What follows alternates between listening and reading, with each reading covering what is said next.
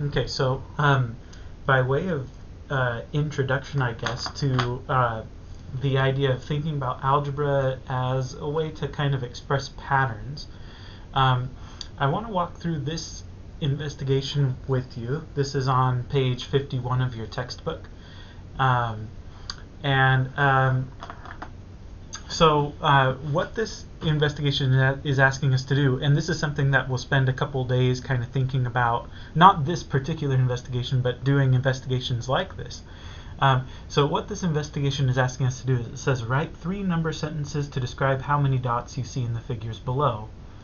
And it says circle or color parts of the figures to indicate the numbers in your sentences. So having like different colored highlighters or colored pencils or different colored pens or whatever might come in handy for the next few days.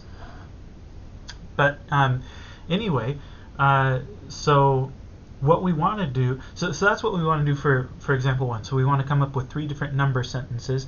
And if you're not sure what I mean by that, I'll show you here in a second. But before we do that, I want to point out that in number 2, we have similar figures, but they're bigger than the ones in figure 1. And number 2 is asking us to use the same number sentences that we used in part 1 to describe how many dots we see in the figures. So in other words, whatever kind of pattern you come up with in your number sentences, they need to be generalizable. Okay, you need to be able to generalize them to do number 2. So let me show you what I mean.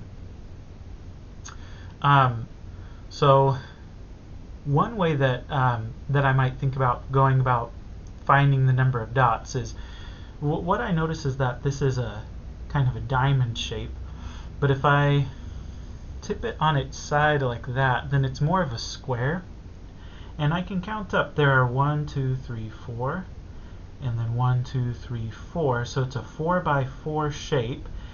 So that would be 16 dots. But I'm missing all of these kind of off-centered rows, right? So if I say that the number of dots is 4 times 4, well, that's going to be missing all of these dots here. So I suppose if I were kind of highlighting it to show the ones that I get when I do a 4 by 4, these are the ones that I get when I say that it's 4 times 4. Right? Those are all the dots that I get when I say that it's 4 times 4. But what about the other dots? Well, the other dots are these.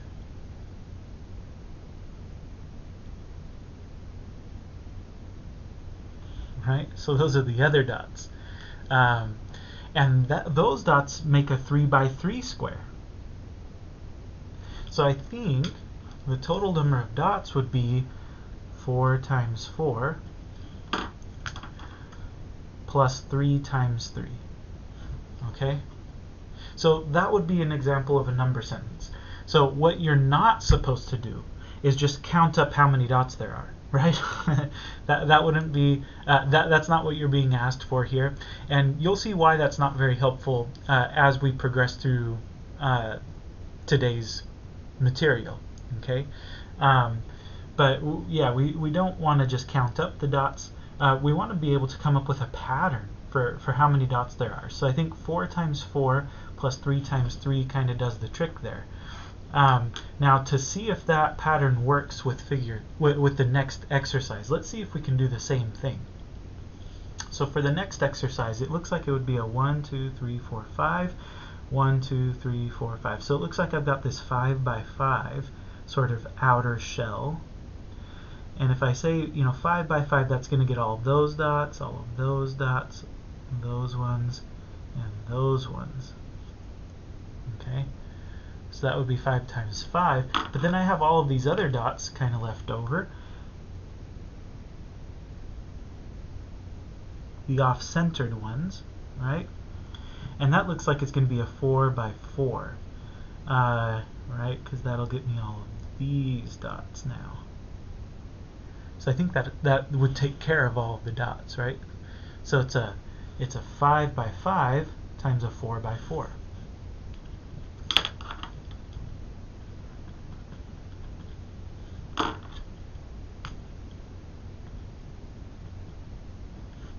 Okay, And so just looking at those first two, you can see how this is kind of a generalizable pattern, because now, without even seeing the next figure, you can probably guess that the number of dots in that figure is going to be 6 times 6 plus 5 times 5. And without seeing the figure that came before this one, you can probably guess that it's 3 times 3 plus 2 times 2. Right? And so this is the kind of thinking that we want to try to develop. This is sort of like the basis for doing algebra, because you can guess that the next figure on the list is going to be a 6 times 6 plus a 5 times 5, and then the figure after that is going to be 7 times 7 plus 6 times 6. And in general, if you're looking for the nth figure, right, if you're looking for figure n, then you would probably guess it's like something like maybe n times n plus n minus 1 times n minus 1, depending on which figure this is, right? So, and that detail is something that we'll work out kind of with another example, okay? But for now, I just want you to practice doing this. So what I would like for you to do is pause the video and see if you can come up with a different number sentence. So for this second drawing, it's the same figure as the one above it, right? But see if you can come up with a different pattern, a different number sentence for describing how many dots are in that figure, okay? And then see if you can generalize that for the bigger figure in number 2. So go ahead and give the video a pause and see if you can do that.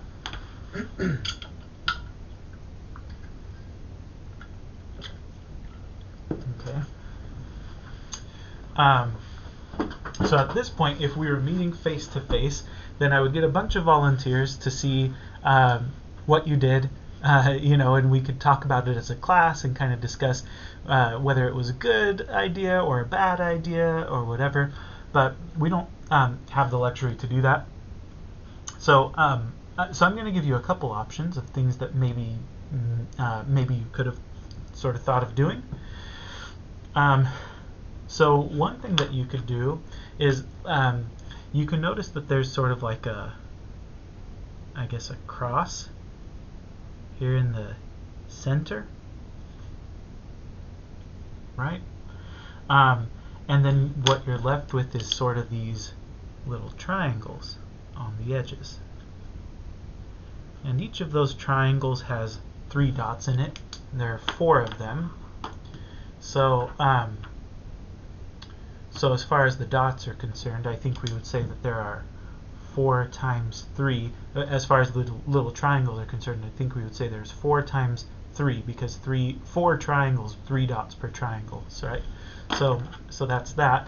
And then as for the cross, well, so again we could say there's 3, 3, 3, and 3.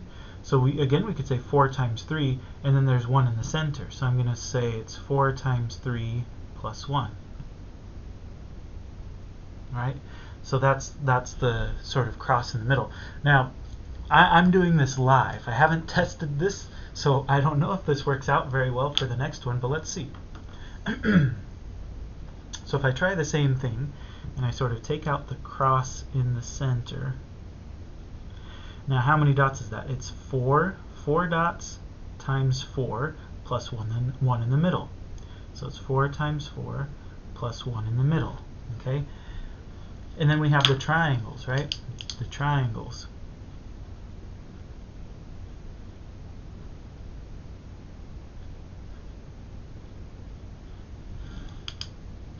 So again, we've got 4 groups of those triangles. Now, how many dots per triangle? It looks like we've got 6 dots. Okay, so I'm going to say 4 times 6. Now, I kind of like that approach, but there is a little bit of difficulty in the sense of what's the next figure going to look like, right? Because here I have 4 times 3 plus 1. So the blue part, 4 times 3 plus 1, here it's 4 times 4 plus 1. I can guess pretty easily that the next one is going to be 4 times 5 plus 1. And then the next one after that is going to be 4 times 6 plus 1, right? But what about this, the 4 times 3, and then it jumps from 3 to 6. So So 4 times 3 and then 4 times 6. So what's the next figure going to be? Maybe it's 4 times 9 if we're going up by 3's. Then again, maybe we're multiplying by 2, right? Maybe because 3 times 2 is 6. So, and if we multiply 6 times 2, we would get 12. So maybe it's 4 times 12 for the next figure. So I'm not exactly sure what's going on there. And so that makes this approach maybe a little bit, maybe not quite as good as the first one. Because it's not easy to tell what the next figure is going to be. The red part is not easy to tell what the next figure is going to be. Maybe we could salvage it though. I wonder, because this little 3-pronged triangle up here is also present in this other figure. It's just we have these extra groups of 3 that come along with it. So I wonder if there's something we could do about that to kind of fix it up.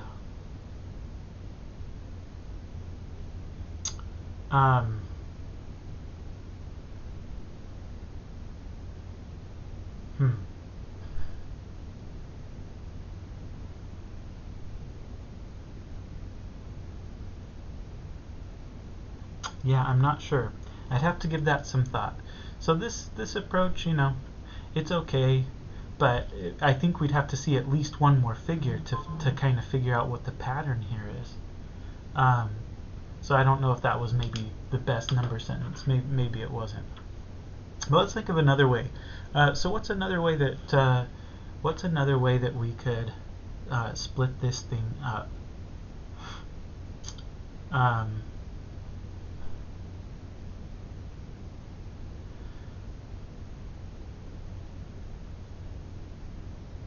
Well, so one thing that I'm seeing is I've got this kind of rectangular figure in here in the middle. This would be 1, 2, 3, 4, 5 times 1, 2, 3. So maybe I'll call it a 3 by 5. And then I've got these sort of dots here and here. So I'm going to call that plus 1 for the greens. And then I've got these little triangles on the outside,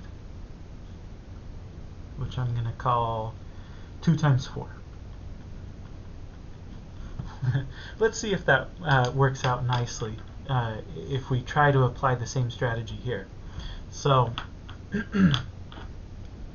so what I did is I took this sort of skinny rectangle, which is now no longer a 3 by 5. I think it's a 3 by 1, 2, 3, 4, 5, 6, 7. So it's a 3 by 7. So 3 by 7. I've still got these little dots here. 1, 2. So plus 1 plus 1. And then I've got these triangles out here. I have a feeling that these things are not going to be easy to see a pattern moving forward, because I've got but I have another idea though that I want to try out. So I might redraw this figure and try it out, because this way I've got now 4, 5, 6, 7, 8, 9. So plus 2 times 9. I mean, 4 and 9 are both perfect squares, right? This is 2 squared and this is 3 squared. So maybe the next one would be 4 squared. I think that would be a reasonable guess. So yeah, maybe this isn't so bad. I think that this is actually somewhat workable, right? Because we could say, here we have 3 times 5. Here we have 3 times 7. Probably the next one's going to be 3 times 9, right? 1 plus 1 remains constant. 1 plus 1, right? And then 2 times 4. This is 2 times 2 squared. This is 2 times 3 squared. I think the next one's going to be 2 times 4 squared, right? So that's what I would guess. But I want to try this out a different way, because I could have extended this pattern differently. So let me just draw out another option, if I can cram it all on here.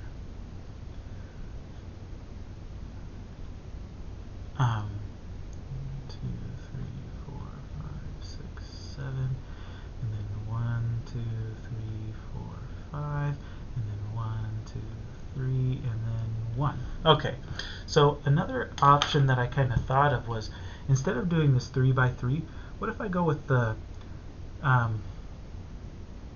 well, maybe that's not really possible. I was going to say 1, 2, 3, 4, 5, 6, 7.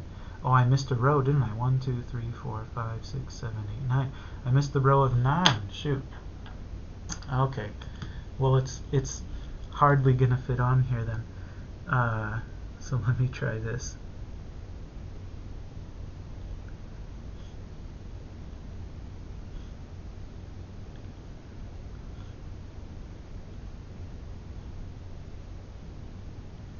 And then there should be one more dot, but it's off the page. Okay. Anyway, but yeah, so the way that I was thinking about it was, instead of doing this 3 by 3 kind of skinny triangle in the middle, what if I go for this slightly bigger one, like that? Now what's that? That's a 1, 2, 3, 4, 5 by 1, 2, 3, 4, 5. So that's a 5 by 5. So instead of being a 3 by 5, now it's a 5 by 5. And then I could do these, instead of doing just 1 and 1, I could do these triangles that are 4 on top and 4 on bottom. And then I still have these 4s here and here. So, so I say it's 5 times 5 plus 2 times 4 plus 2 times 4. Although I guess if I'm trying to stick with the pattern I did here, I called it 1 plus 1. So maybe instead of calling it 2 times 4, I should call it 4 plus 4. Okay. So so this is a slightly different way of looking at that pattern. But just to see, let's see, can we predict the next one? So this is 3 times 5. Here I have 5 times 5. I'm going to guess that the next one would probably be 7 times 5. Okay, and then I have plus 1 plus 1. Here I have plus 4 plus 4. That's a little bit more difficult to see, but I think 1 is 1 squared and 4 is 2 squared. So I think this is 1 squared plus 1 squared, 2 squared plus 2 squared. So I would guess that the next one would be 9 plus 9, right? 3 squared plus 3 squared. And then in the red we have 2 times 4 here, we have 2 times 4 there, so that doesn't seem like it's changing. That seems like it's just going to continue to be 2 times 4. Anyway, so that's that.